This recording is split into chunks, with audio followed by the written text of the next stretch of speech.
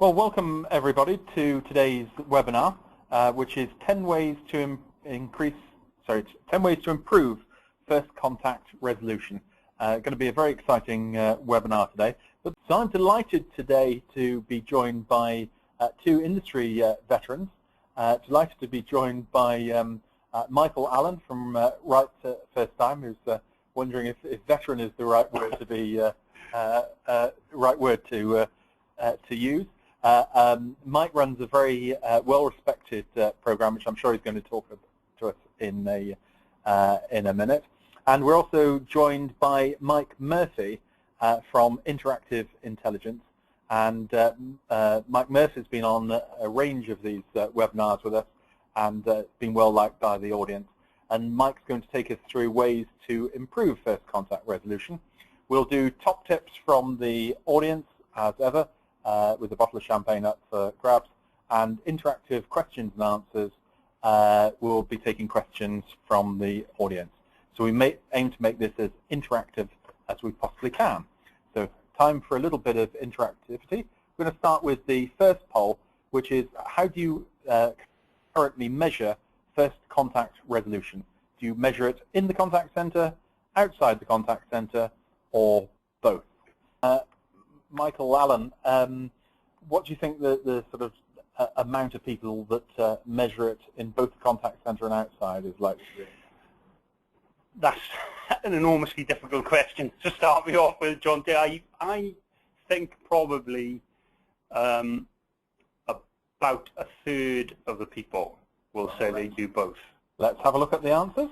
The answer, 70% of people are doing it in the contact center, 6% outside the contact center, and 23% both. So not far off the 8% out there. But we won't hold that against you, Mike.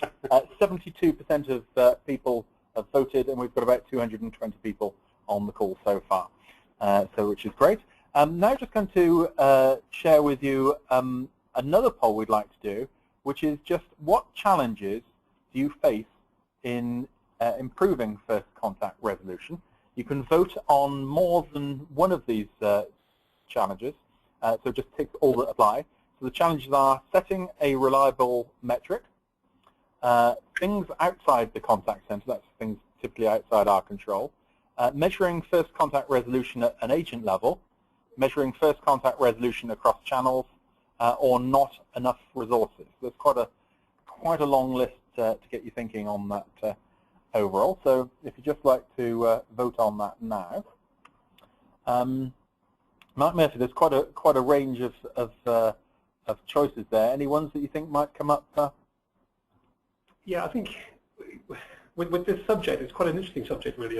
I'm curious how people will be measuring and what they'll be measuring. So getting a reliable measure, I think, is going to be one to watch. And then I'm kind of curious about how diligent people are with regards to multi-channel. You know, is it a case of first call resolution, or are we actually doing first contact resolution? Okay, well, let's have a look at those metrics. Just going to share the results. So yes, you were right that setting a reliable metric was likely to be the first one on there, 72%. Channels came in as a third, 46%. Measuring first contact resolution at the agent level will be quite interesting there. So we're going to explore these in a little bit more depth there. Surprisingly, only 28% of the audience there are saying not enough resources. So it looks like it's probably more of a system. Yeah, maybe too much data, maybe. Yeah. See through it all. Yeah, and it's not necessarily about doing it. Well, you know, not necessarily we haven't got the resources to do it, but it's actually some other issues on there. What I'd like to drill down is that we've picked some quite generic ones there. What I'd like to now do is just drill down, and if you can answer in the question box, what is your biggest challenge that you face in improving first contact resolution? So if you'd just like to type those into the question box on the right-hand side, if you'd like to type that in now, please.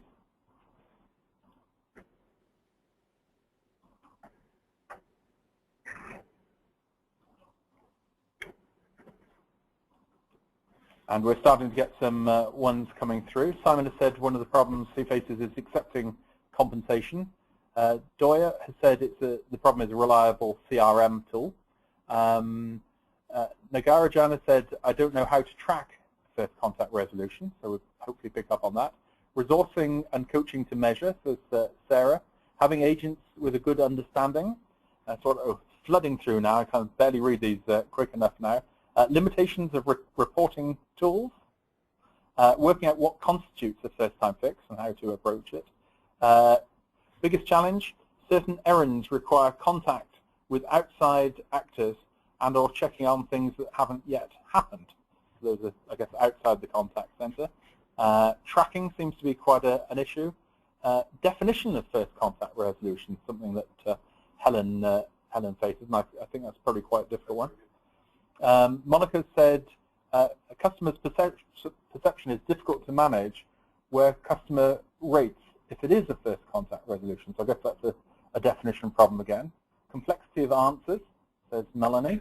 A reliable way to track and measure, being able to drill down at agent level and monitor this on an individual basis, says Wendy. I'll just pick a couple more. Kevin says customer response, measuring the complete number of customers happy with the reply and resolution outside of customer satisfaction. So, quite interesting there. And Monica said where eventual resolution happens, the ex-customer has to wait 24 hours for a service to get activated. It results in no first contact resolution.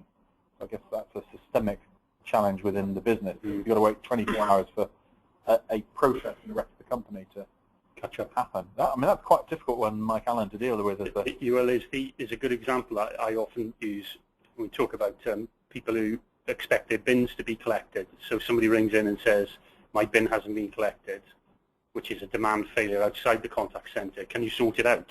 And the people in the contact center say, yes, we'll send someone around today. And they don't come around today.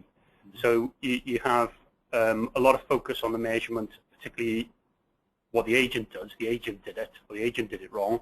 But actually the pressure to improve systemic failure is not put under the same sort of scrutiny in most businesses. It's much looser. The contact center really is the leading light on resolution. Yeah, so it's certainly getting a few more comments, measuring across the front and the back office. Another comment about actually it's the back office that's causing a lot of problems. So we're getting quite a lot of common ground overall on there. Delighted now, we've identified some of those problems, to introduce you Mike Allen from Right First Time. And Mike's going to be taking us through a number of ways in which we can improve first contact resolution. So we'll just get the slides up on Mike's screen. Mike, perhaps if you can start by introducing your organisation, which is known to quite a number, but not everyone. Sure. Thanks very much, Jonty. Thanks very much. I set up an organisation called the Right First Time Contact Centre Standard about 2.5 years ago, and it emerged out of a masterclass program that we ran, which was extremely popular. We had about 350 organisations in Europe, Middle East and Africa get involved with that masterclass. And from my perspective, what was really interesting about that and what shaped the Right First Time Contact Centre Standard for first contact resolution was the way that people from different types of organisations were facing the challenge. And the benefit of having so many great businesses and people come to that masterclass was we were able to set up a matrix, really, of understanding in terms of what different sorts of organisations can reasonably achieve in terms of first contact resolution. So that's kind of my background. I've been working in research and call centres for about 21 years now, and I also run a business called Rabbit Surveys, which does IVR surveys, and I'm very proud of my roots in the Great British Market Research Society. I've been a member of that since 1988, to show my age, and that's why I'm a veteran, I suppose. And I also have a Six Sigma black belt, and I'm a book that I would recommend everybody to read, by the way. I'm a big fan of a guy called Elia Goldratt, who wrote a book for manufacturing called The Goal, which I think is a lot of interest for people trying to tackle first contact resolution. And I was delighted to be voted one of the top 10 most influential people in Jonty's call centre helper poll this year. That was a real high for me. And finally, I'm a massive tennis fan, so if anybody wants to play, I play any place, anytime, anywhere that my knee allows. Okay, so that's me basically. Just moving on now to my next slide. I'm going to talk about 3 key concepts in terms of FCR. Generally speaking, people do worry a lot more about definition of first contact resolution than they need to. And at our masterclasses, it got to the point where you used to have to cull the debate because it didn't really take people anywhere. I would suggest to most people, just think FCR as a generic term, but think about repeat reasons. Repeat reasons are really where it's all at. That's the demand failure, and they can be caused by the agent. The agent did it, so that's non-systemic, or they can be caused outside of the contact center where there's systemic failures. But think about repeat reasons. If you start with that in mind, life is quite simple. If you start trying to define and overcomplicate FCR, it can become extremely difficult. Okay. The other thing is, don't think about agents as vanilla. Okay. Don't think about whether one or more agents handled a particular inquiry, and if one person handles it, is it first contact resolution? If 2 people handle it, can we still call it first contact resolution? Don't worry about that, because in some organizations, handling the call twice is fine. In others, it's not fine. It all depends on horses for courses. And again, I wouldn't worry about that. There's never going to be a generic umbrella right or wrong on that. But again, think about repeat reasons and the impact of the repeat reason, because your caller isn't really that interested in whether they spoke to 1 or more agents. Generally, they're thinking about their resolution. And by that, they mean, did they get it sorted without having to repeat contact themselves? Okay. And the third thing in this little top tip area is don't associate customer satisfaction with first contact resolution. Think about repeats. We often have organizations who measure a crude CSAT figure over 90%, 95% sometimes, who operational performance KPIs are showing that more than half the people who ring them are not being served right first time. They're having repeat contact. So there is no, I say this loud and clearly, no direct correlation in our view, and all our data proves this, between CSAT and first contact resolution. None whatsoever. I think it's going to be quite a surprise for people in the audience. A lot of it, Jonty, what we're finding, and the data is building month after month, we're getting a greater understanding of this, is that actually a lot depends on the customer, on the company's history.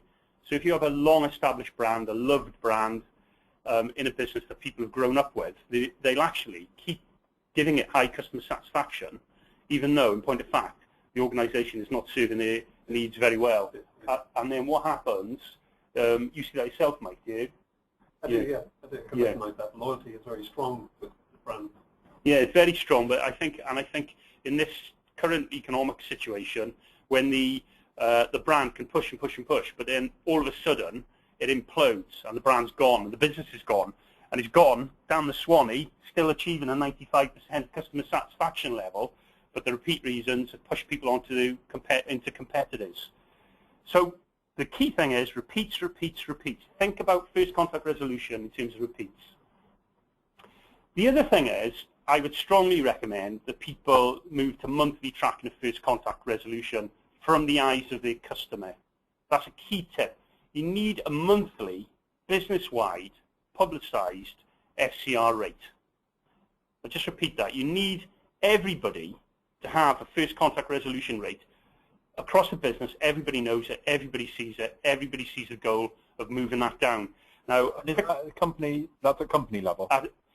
That's a company level. Yeah. I wouldn't suggest doing that. There are complications when we talk about agent level, and I guess the heart of your question there, Jonty. Yeah. Because if it's a systemic demand failure, in other words, the agent didn't do it, if you score the agent on a personal FCR rating, it can be affected by the fact that they're taking responsibility for something they have no control of. Yeah. So I'm really thinking in terms of at the business level. Okay. What you can do, if you if you analyze it well enough, you can split the reasons between the contact center and the non-contact center, and you can do 2 SCR levels on that basis as well. Just a quick example: if you go into the petrochemical world, if you drive to any major oil installation in the world, you'll see at the gate a big, huge sign saying TLI, which is time lost through injury, which is a key metric in petrochem, with safety is a key parameter. Every single person on that refinery, especially if they're incentivized, which they more often are, will know that TLI figure pretty well off the top of their head at any time, and that's the goal in terms of the SCR measure, making people aware of it. The next point, moving back into Jonty's point, is getting the insight at agent level. Now, we could talk quickly about methods here. Really, there is a scalar methodology which allows you to measure at agent level, and if we look at it, I would say that briefly there are sort of 4 key areas of 4 or 5 possibly measurement processes for FCR, which we'll talk a little bit about in more detail. But crudely, we have what we call suboptimal methods. Then we move into IVR surveys. Then we move into MI, management intelligence, management information, then data analytics, then speech analytics, I beg your pardon, and then finally the high-end, full-blown data analytics. Now, what we would say is at suboptimal level, where you're looking at things like mystery shopping, postcode structured telephone interviews, email surveys, you can't gather enough data quickly enough to measure at the agent level, at the individual agent level. If you do measure at the agent level, then you can provide a quota of surveys, for example, or get MI data at individual agent level, and you start to look at the repeat reasons that individual agents have. And the striking thing about that is that actually individual agents have their own pet contact reasons. They have their own pet contact reasons. And I'll just say one thing quickly. There is a major bank that we know has looked at this area and thinks it's so important to the business, spent over £12 million now analysing agent-level data. And of particular interest to them, which I found fascinating, was the fact that when you start looking at agent level, quite often your longest serving agents are the ones who cause most of your repeats. Now, I'll just rewind that. If you look at green, what we call young guns and the old guard, quite often the old guard will have a higher propensity to dodge difficult customer situations, and they will dodge out the call, drop out the call, and leave it in the hands of the next agent, causing repeat contract and more call volume. So the idea that your younger agents are the ones you can rely on is a myth. I say they're quite strongly there. We've seen some really good case studies of that. And it'd be interesting if anyone in the audience has had a similar issue. If you'd like to leave your comments in the question box on the web chat. Yes.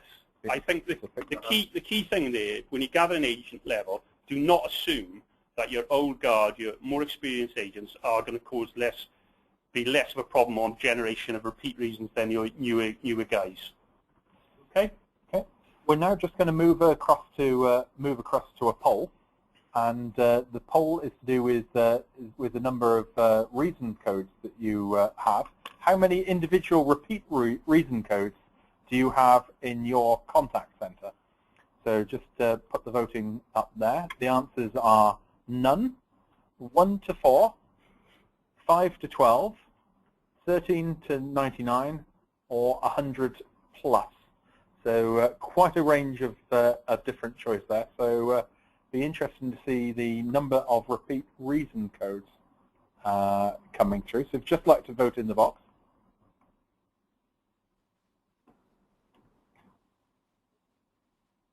So quite interesting.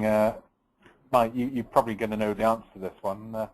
Well, what we tend to find, Jonty, is that the guys who kind of need more help tend to go on the high side, the 100 plus. It tends to be polarized, actually. Tend to find the guys who really need a lot of help are on the 100 plus, and then the guys who are very, very low are in denial. Yeah. Okay. Well, we've got the answers here. Staggering, 38% of the audience don't have any repeat reason codes, and I guess that's a key message that from what Mike said already, is really drilling down into repeat reasons is probably one of the key things to look at. So I think lots of us got something to learn there. 90% 1 to 4, 27% 5 to 12, 4% have got over 100 reason codes. That's a staggering, just a staggering number. With the just picking up on that point, Jonty, with 100 plus, we tend to find people they're either they kind of collect them for fun in the nicest possible way, or they're involved in businesses where the product change is so rapid. Yeah. You tend to find this in things like mobile phone companies is a good example. The product change is so rapid that actually they have effectively they're running several operations, all linked and intermixed and pretty messy, really, in that respect. And they just can't keep up with that. Yes, and it's a nature of, but actually, as long as they can hang on to the coattails, that's the best those type of businesses will ever do. They just got to try and, because the pace of change is so fast. Yeah. We do find that people aren't forgiving enough of themselves in those industries. Really, they need to take more account of that. But that's interesting. We've also had a comment from Faye, who said we found that the newer recruits have had better results in this area, and we use with people with less tenure to coach the right first time type messages. That's interesting. We have a very good experience of a business had 2 sites, one with old guard and one with young guns, and you in an old site. And when they took our standard, the young guns passed the standard quite easily, and the old guard failed it by quite a way. Yeah. So that's interesting. But we've had one question also. What is a repeat reason? Good question. Good question. Effectively, a simple answer to that would be that a customer has contacted the organisation needlessly. In other words, it could have been dealt with previously. Okay. Now, that's a simple answer to it. It could have been avoided. Okay. But you also have then a brigade of people who bring into play the idea of call avoidance there. Okay. So any contact is bad contact. I'm personally not big on that school myself, but I know some people are and make a good case for it. But generally, repeat reason is when the contact centre has taken a needless inquiry or conversation, really. Okay. Great. Okay. So moving on now. I mean, the other thing is, I think it's very important to ask the customer. This is a bit of a cliche. Whether their issue was solved right first time. But the key thing is, you must remember that customers will drag back issues that happened to them 2 or 3 years ago. Whereas the reality of it is that it's the current query that you need to focus on. Now, if you're using, for example, surveying processes or even an online questionnaire or any form of questionnaire, it's very important that the question carries great emphasis on the word current query. That can make such a massive difference. To get the customer to think about what they're doing and why they're calling, what the specific problem is. We do work in housing associations where we find that quite often they will talk about a repair problem that happened maybe 2 or 3 years ago, not what's happening today. So that's a key thing. Okay, another thing is ask how many times they believe the customer believed they had to contact the organisation to get a fix. Now, we tend to find that actually if people go more than 4 times, you can kind of throw everything together there. Anybody who's contacted you, say they've contacted you more than 4 times, whether they've said 4, whether they've said 5, whether they've said 10, whether they've said 43, as it says on the slide, is an issue. But obviously do check as well on things like caller line identity, whether that's actually true. One of my customers, Dean Anderson, who runs Asra, he keeps and maintains quite an interesting check on that, and he finds that actually the majority of people who say they call back sort of 9, 10 times, in point of fact, they haven't. But if they say 3, 4 times, anything past that is an issue. So just keep it based on that. Either they haven't had a call back once or twice. Anything past that is a problem. Also, it's important to try and split away. The industry generally is very bad at splitting away an agent-driven problem or repeat reason from a business reason. And actually, there's a bit of, I'm highly critical of us, and I throw myself into that as an industry on this, because the customer too often is not given the opportunity to split away clearly and cleanly their attitude towards the agent and their attitude towards the systemic failure or the business. There's far too many businesses, and even the pioneer businesses, just mash this together. It doesn't work. It's very poor practice. So you must, if you're trying to understand first contact resolution well, you need to be able to split out of it issues relating to the agent's professionalism, knowledge, and manner. And to do that, you've got to measure it. Ask the customer to tell you what they could improve. Ask the customer. People have a lot of data collection methods, and normally, as a rule of thumb, I would say that if you ask 1,000 customers to tell you what they would improve, probably 70% will tell you anything. 30% will tell you something. Of that 30%, 10% will tell you something reasonable, credible, and cohesive. And of that 10%, maybe 3 will give you a very good pointer. So out of your 1,000, you're probably going to get about 30 individuals who give you something that will really improve the business. But to do that, you need to be able to see the lot. You need to be able to see the lot. Net Promoter Score, NPS gives you a great opportunity to benchmark against your peers, and that's why it's so popular. If you take it in concert with an FCR metric, it becomes interesting. But generally speaking, people are over-measuring on NPS. Even the people who developed it feel that. It's not really a monthly metric, to be honest, but it's caught hold in the UK in a way that I don't quite personally fully understand, but it is a fact of life out there. But it's a slow-moving metric in point of fact. But the main thing, the main benefit is if you put it into a questionnaire or another measurement process, if you put it alongside FCR and your crude CSAT data, that triangle becomes interesting. But do bear in mind, guys, that you can't compare apples with oranges. If you're looking at an NPS, you need to look at similar businesses or processes, not businesses or processes that have nothing to do with what you're actually about. And for that reason, in our view, we actually like bars, and hence the graphic there. We like, in first contact resolution, to look at clear in a bar, and our bar is generally set a good first contact resolution rate of 65% of measured contact. Above that is a reasonably good performance on first contact resolution.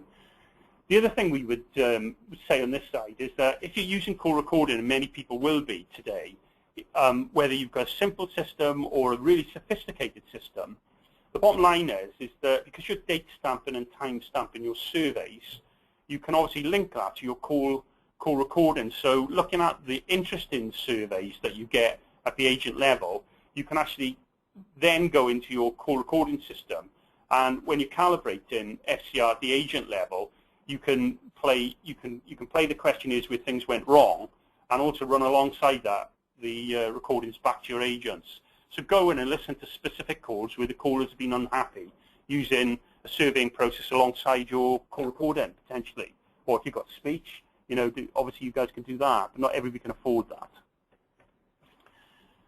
Another thing you can do is get your agent to rate the performance as part of the survey. Now, one of the ways of doing that is if you're doing what we call an agent push transfer, where the agent is putting in their own PIN code and maybe some splits describing the caller, they can put a number in, maybe a 1 to 5 rating of how they felt the call went.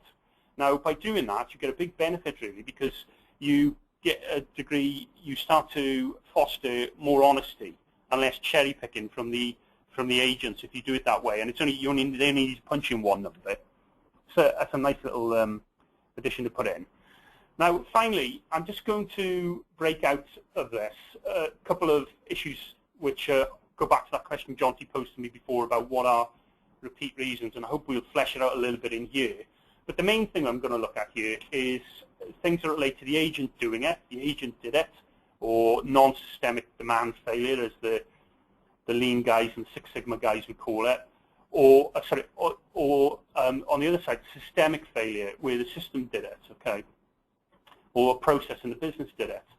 So on the agent did it side, we see a situation where things are pretty tightly monitored generally. So it's closely monitored. We have some great systems. I know Mike's got some great systems in his product set. which keep a close eye on agent performance. The agent is held to task in terms of monthly reporting. There's an urgency in the fixed culture. The resources have changed rapidly, especially in an outsourcing scenario. And coaching and training is, everybody's pretty good at coaching and training, actually, in call centres. You very rarely see anybody who isn't. People are generally pretty good at it. Their workforce management. And generally, there's a culture that if there's a bad problem in the call centre, the agent's doing it, but generally speaking, people are sort of adroit at fixing things within a week, 7 working days sort of thing. Now, if it's not the agent on first contact resolution, we see a very different scenario. And I would recommend that anybody who is interested in this area finds a world-class manufacturing site near them. I'm lucky. I live close to where the Airbus is made and also Toyota's engine plant. And I've been into both those facilities and see how they deal with what we would call systemic demand failure, or if it's a particular car manufacturing site. The reality is, guys, they're 30 years ahead of what we're doing in call centres, and I've been saying this for at least 10 years. So what they would do... So they tend to host open days and so on? Yeah, most people, if you're in a business and you contact them, I mean, take Airbus, for example, they have regular, their PR department does regular tours. So, you know, most of the big manufacturing businesses are very happy to share what they're doing in terms of Lean and Six Sigma. Yeah. If you ask the question, you know, you might have to wait a little while, but they're normally very, very helpful. But the reality of it is they're much, much better at dealing with systemic demand failure. And one of the things that they do, we see Lean and we see Six Sigma in call centers, but we see still, in principle, Lean and Six Sigma should cross departmental boundaries.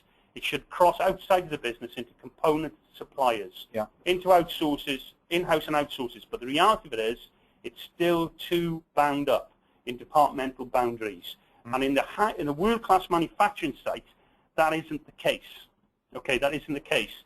So we see much less pressure for systemic issues.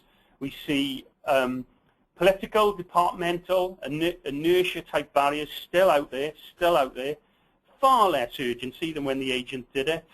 There's a more cavalier approach to it. People tend to say, shrug their shoulders, oh, there's nothing I can do about it. Yeah. Computer says no. Exactly that, Mike, exactly that. So it's often left alone. But basically, you know, we had, in the article that we did on this with Jonty, we had a great comment from Bill at Dell, was that they had a situation there where if there was a problem and it wasn't fixed, they would lift the people out of the business and drop them into the lounge of the customer almost, yeah, to see the pressure that systemic failure was causing. I'd love to see more of that. So to finish, what I would say is that we're pretty good on first contact resolution on the agent side, but we're not so good at when it's reported into the agent and actually dealing with it on the systemic demand side. Okay, thank you very much for that. So I certainly think you know, systemic demand is one area that's greatly overlooked, and I know all the people who love things like net promoter scores find the biggest problem is that, you know, you track your agents on the net promoter score. If it's outside the department, it's very demoralising to be you know, bashing people overhead over something they can't particularly deal with. So I think a great area to look at. We're now going to go to another poll before we hand across to Mike Murphy. And that is to say, what is the main system that you use to measure first contact resolution? So the choices, you can vote on all of those that apply. Do you use post-call IVR surveys? Do you use speech analytics? Do you use data analytics? Do you use Excel or other management information? Or have you got another system, such as perhaps a ticketing system or a help desk system? So if you'd just like to vote on all of those that that apply. If you come under the other option, if you'd like to just drop a line in there, we're seeing that Steve says we're using an SMS surveying post-call system for measurement. Certainly quite valid. The feedback I get on SMS is not to put too difficult questions on there. It's a great form of yes/no answer on there. So let's just see what systems people are using. It's going to be fascinating. I've never done this poll before. 28% post-call IVR surveys, 40% data analytics, so quite a lot of people drilling down into data on there. Quite low numbers, Mike Murphy, on speech analytics, which is the sort of one of the hot trends of late I see. Oh, right, we've got the Excel brigade. Our, where would we be without our Excel spreadsheet?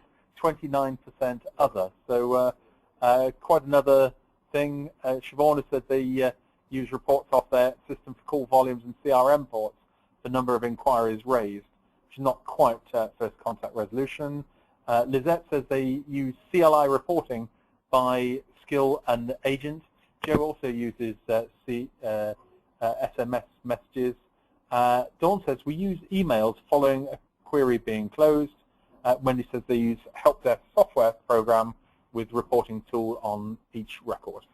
One quick question, which I'd be interested if we get any responses on this. But on the data analytics answer, what proportion of those people are actually using sort of algorithm-based solutions? That would be very, very interesting in that, is because I think sometimes it's misunderstood data analytics, but whether they've got complex algorithms sitting behind what they're doing. So if you're using data analytics, be interesting if you could just tap in what sort of system you're using for those, or whether you're using algorithms in terms of doing that, or it's a sort of a straightforward sort of search mechanism. So if you could type that in, that would be great. Right, we're now going to hand across to Mike Murphy. Just like to put your screen up there would be great. Yeah, it's across to you. You just need to press the show my screen button there. So just open that. Open up this one again. This one. Just open here. Oh, forgive me. Click on there. Apologies, everybody.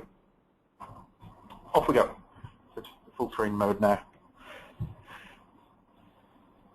So Mike Murphy is going to take us through how to improve first contact resolution. Mike Murphy. So thank you, Jonty, and thank you, Michael, for that very interesting content with regards to the real impact, if you like, of first contact resolution and the challenge it brings. So my sort of background really is quite simple. Really, it was 8 years at a company called Mitel, which I started in back in '86. Then 16 years at a company called Aspect, very much a contact center focused company. And then for the last 3 years, I've been here at Interactive Intelligence.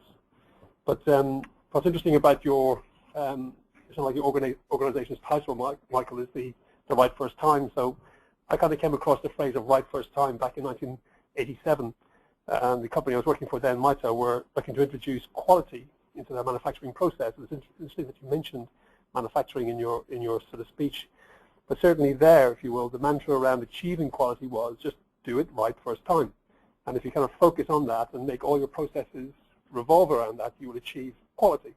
So it's quite interesting to sort of see that sort of reappear, especially in the contact center. And I absolutely believe and agree with you that we are way behind in the contact center on that type of thinking, the quality thinking. And your right first time is a key part of that, which I kind of mentioned in my slide. So just when I kind of look at these sort of like titles and sort of think about, okay, how can I sort of put this into context of technology to help the listeners really?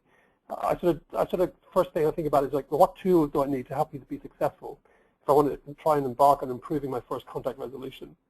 And things really that sort of immediately spring to mind would be, it's more than first call resolution these days. It's any contact. So therefore, be thinking about whichever way your customer is reaching into you, that you're trying to resolve that sort of customer query on the first touch. And also in the context of recording. Yes, it is a useful tool to get some real snapshots of what the customers are actually doing and what the agents are actually doing. But we have to be thinking about call and screen recording, and certainly in the context of quality management and sort of you're revisiting those recordings and scoring them. We've got to be scoring the email handling. We've got to be scoring the chat responses. We've got to be scoring the SMS responses, just like we would typically do an audio recording. So from that perspective, think about that as part of handling that sort of multi-channel contact resolutions that we say. We're starting to see, if you will, like I think the low score in speech analytics earlier, Jonty, might be sort of, I kind of feel that to date people have been using speech analytics more as a sort of, okay, so let's just review what happened. Let me mine my sort of archive of recordings and get some information from that sort of archive.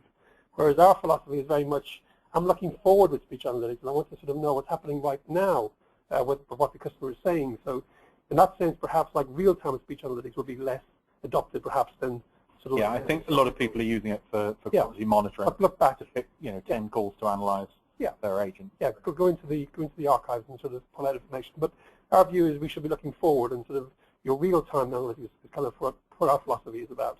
But also, it's more than just speech. We are looking at handling multiple channels. Therefore, I need to be analyzing how the agents are responding to chats. I need to make sure that our codes and our best practice are being adopted there. So the idea of multi-channel analytics is kind of important, and that's kind of where our direction is going as far as product development. So going on then to the survey tools, this is more about just, I kind of feel with any sort of touch point for your customer, we've got to think about how we can keep it fresh. So kind of deploying a sort of a survey creation or a survey environment for our customers to give us some feedback on. Think about the fact that if I'm a regular caller and I'm kind of hearing the same sort of survey request, I'm going to start getting a bit fatigued with it. So I kind of need to have tools that would allow me to revisit them and bring some new different questions in and encourage me to give a different point of view, if you like. And I kind of like your sort of your background, Mike, in the context of how can we kind of keep coming at different angles about the attitude of the agent, the product knowledge of the agent. Valuable ways that we can sort of freshen the survey and get more information from those surveys. However, as long as the tool is easy to allow you to do that, then that kind of makes things easier. Along, obviously, with you can never go far from real-time and historical reporting is always an essential in the contact center. So that to me would be like the sort of bag of tricks I would need to kind of be successful there. And just an illustration really of this is something that we would see on an executive desk. So like a CEO or a head of marketing, a head of sales, or head of customer service. Just a snapshot that's kind of in the corner of their screen that's sort of telling me that from my surveying tool and my specifically my most important customers, they're actually scoring me a rating of 8 at the moment, and we're getting up there as far as so far the results are between 95 out of a possible 100 score. I can see how many actually have taken part in the survey so far. So a nice sort of real-time summary information. Another tool, for example, here would be where we've kind of incorporated the analytics into recording. So Michael mentioned earlier about being able to spot the sort of relevant parts of calls where the customer was kind of like you're interested in. So if you kind of see the brightly blue sort of buttons across, there's 4 of them there, like just beneath the audio trail. That's kind of where speech analytics has spotted the words we're interested in. And from that area, then I can sort of focus in precisely into the recording to where I want to listen, instead of having to sort of listen to the whole recording to find out the information that I need. So it's just kind of utilizing analytics, recording, combined in the same sort of technology.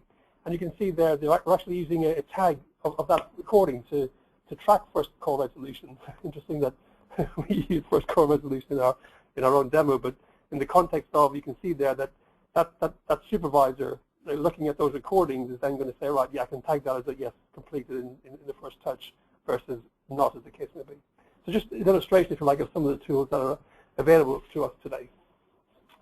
So then if we just sort of like look at some typical sort of contact flows, I like to, like you say, looking at it from the customer's eyes. So here I am, I'm sort of reaching into a company for some help. We kind of like to think about what we call dynamic IVR questioning. So as we see a call coming through, we kind of answer the call, we sort of identify who the caller is, perhaps through CLI. But if you will, based upon the answers we get from the customer, we kind of keep asking more IVR questions. So are you calling about your recent order? Yeah, yes, I am. Okay, so which order number was that? And, again, like with this sort of dynamic IVR conversations, if you will, we're able to sort of gather up quite a bit of information about what the customer actually is looking for. And the same, by the way, exactly the same logic would apply to chats, for example, as they approach into the contact center. Through automation, I can ask the customer, what is it you're sort of like you're asking about? Is it recent orders? Was it order number 15? Is it to do with the delivery address?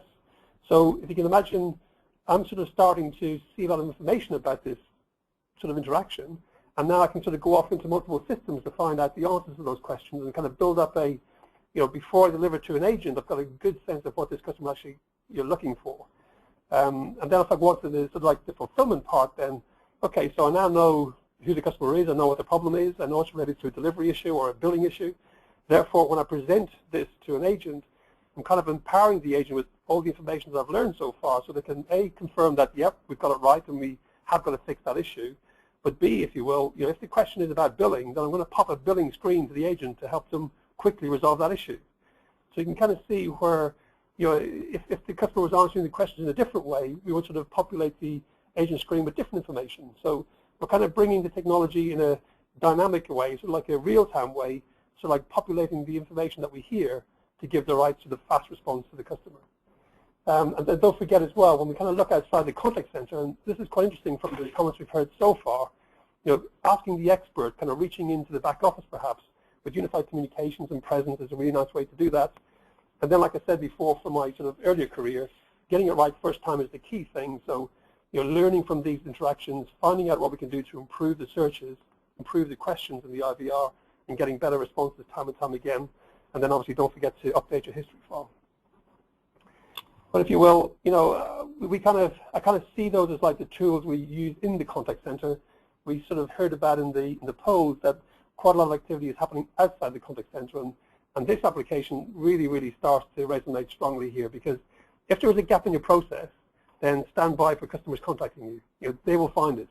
And whether it's things that are late or broken, lost, wrong, or changed, there are reasons for your customer to contact you, which really should and should be avoided.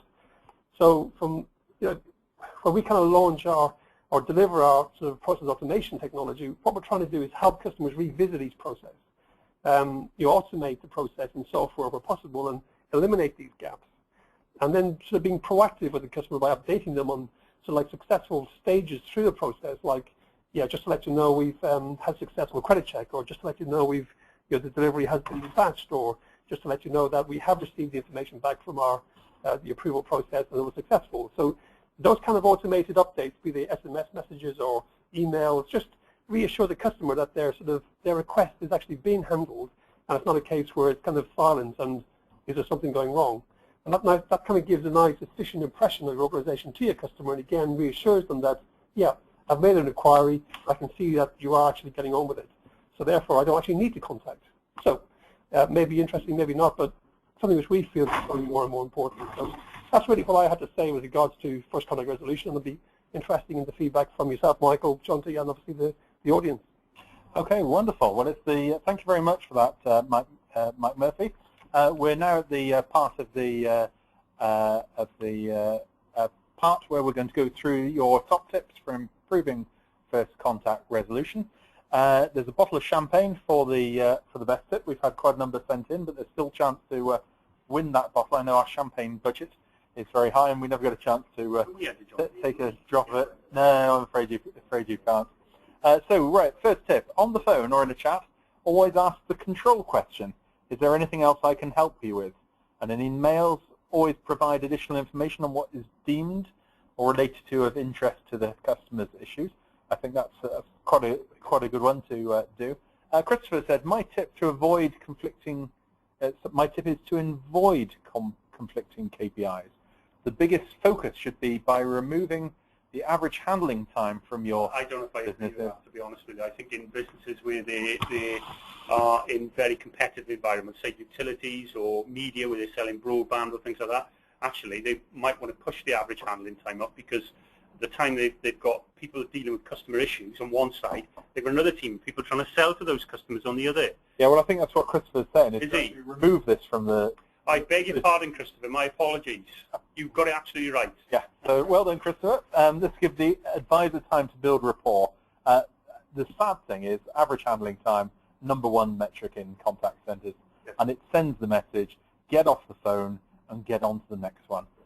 So Christopher, I think you're absolutely spot on with that one. Steve says, capture the, is that no's or numbers? Monitor the scenarios where agents have to say no, so it's no, have to say no, and review and improve processes or policies that drive this response. It's a good way to find out where agents are not empowered to solve. So I guess that's no's, and also computer says no's overall there. Sarah S. said, one of the best ways I've used to improve first contact resolution is to have the agents ask, have I resolved your issue today, or do you agree that your issue is now closed, as part of the close on the call? The only caveat I would put on that, Jonty, is we do see businesses setting an artificial boundary around it. So particularly in outsourcing, I've heard this where people say you can hear the agent is under a measure to get the customer to say into the call recording, it is closed, it is closed, it is closed. But some repeat reasons, every repeat reason, if you catalogue them, have a lifespan. Some last 15 minutes, some last 60 days. So it's not always possible. Well, it isn't possible to put a vanilla measurement across the lifespan of a repeat reason. So you've got to use this and things like the reason codes. Yeah, it's got to be alongside the reason codes. Yeah. On that as well. So yeah, good tip. Maxine, gosh, this is a long one. I find that summarising at the end of the call really helps. That's another summary one we've had, along with a set of measurable questions. Does the customer have confidence that the inquiry has been dealt with effectively? Was the agent polite and friendly? Will the agent need to call back? So will the customer need to call back? Ask the customer if everything has been resolved for them. So that sounds quite a nice... yeah, I mean, there's some examples there you could use to kind of keep your questioning fresh, like the choices. Yeah, Craig, another coaching one. I currently coach isolating the issue and summarising before we let the customer go. That seems quite a common tip there, getting the customer before they go. Although a customer may have other issues, there is one issue that has driven that call or email. To isolate this and resolve it will see the first-time resolution improve. But you must persist with isolating an issue. And I guess, Mike, that's what those guys in the manufacturing factories do. It's a good point well made. It's a good point well made, Craig. Keep your staff well trained and give them extensive authority so they don't have to pass errands out of the policy reasons. Julian says, gosh, let's go beyond FCR, go to ZCR, zero contact resolution, FAQs, forum, tool for DIY. So. I'm not a fan of that, I have to say. I think some sectors, like technical support for IT, maybe, but in highly competitive industries, I'm not a fan of that. I think the opposite is true, but that's just my personal opinion. Yeah. I think it also applies, I think, maybe to the age sort of like gap. For example, I think the younger generation are kind of quite savvy and happy to kind of explore. How can I do this myself? Yeah. So it might be sort of, that might be part of the... Yeah. Okay, put a customer satisfaction at the end of a call. I think we've had one of those before. We found newer recruits have had better results in this area. Again, newer people. Jonty, can I just come in on that one? Because I think it's probably, for me, the most important point of the day, that one. And I tell you why. When we talk about first contact resolution, we always assume, right, the customer is right.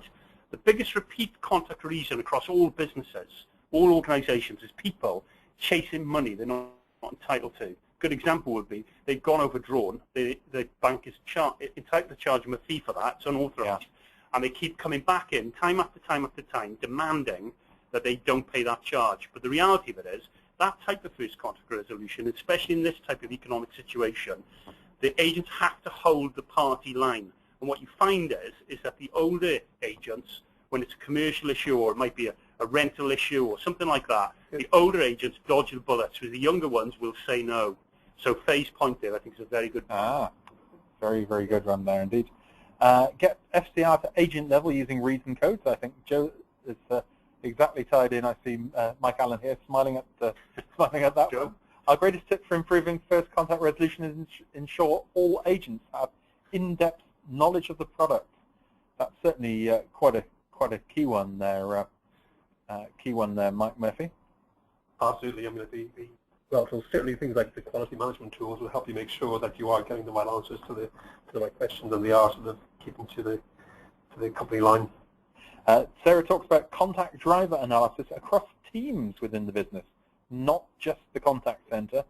This not only assists first contact resolution, but can result in preventative measures happening in the first place.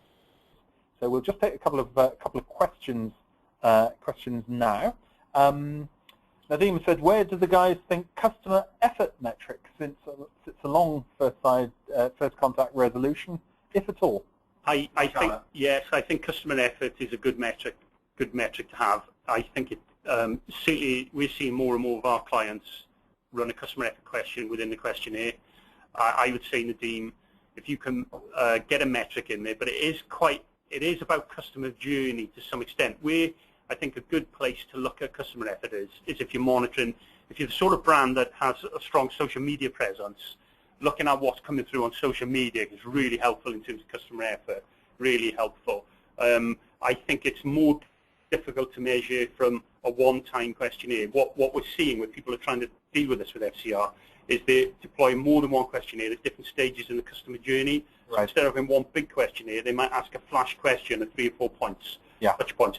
And those questions might be in IVR in the call center, they might be online, they might be in a store, but then they plug all the data together so that you have to pick it at different stepping stones in the journey. But it is a good metric. The only thing I'd caution on it is it's not the only metric you can use, which it was initially promoted as. Yes. Would you have an example of customer effort? Forgive me, I can't recognise it. Well, I think it's interesting because if you said, can we have a question on NPS or or structured a first contact resolution question, as a phrase, I could say them straight off the top of my head. As a customer effort question, it really depends on the idiosyncrasies of the individual business. Right. So, for example, they might come into a store, right? There might be a store scenario where they want to buy a suit, the suit's not available in that size, and the people in the store ask them to go online to source it. Right? They try to go online to source it, they can't find it, they're in the call centre. So it's like the questions have to relate to the particular journey the customer's on. To go and find it. Yeah. What I think is critical there is that you have to know what your repeat reasons are, because you have to understand to measure customer effort. You have to already have a good idea what your repeat reasons are, to be able to know where to put those questions physically and structure-wise. Okay, Denise sent the question. What about the fact customers don't often understand the difference between agent and end support, i.e. level 1 versus level 2 support, even when your survey clarifies this? This strikes me of the customer probably doesn't care, I guess, about your internal boundaries. Yes, that's a very very good point, and I think the customer is becoming increasingly less tolerant of people talking about their internal processes. I had it with a bank yesterday, where I'd be honest, the guy was explaining till the cows come home what his process was, and I said to him, I don't care. Yeah. So I think that's probably the best answer to that level 1, level 2. Okay, we'll take a couple more audience tips. Wendy says, well, you'd have to send the bottle of champagne quite far if that to win. I wonder where Wendy's calling in from, but my tip would be to mostly empower your agents by upskilling them, not just in your industry, but also with regards how to deal with people and the dynamics of different types of personalities. Because I guess not all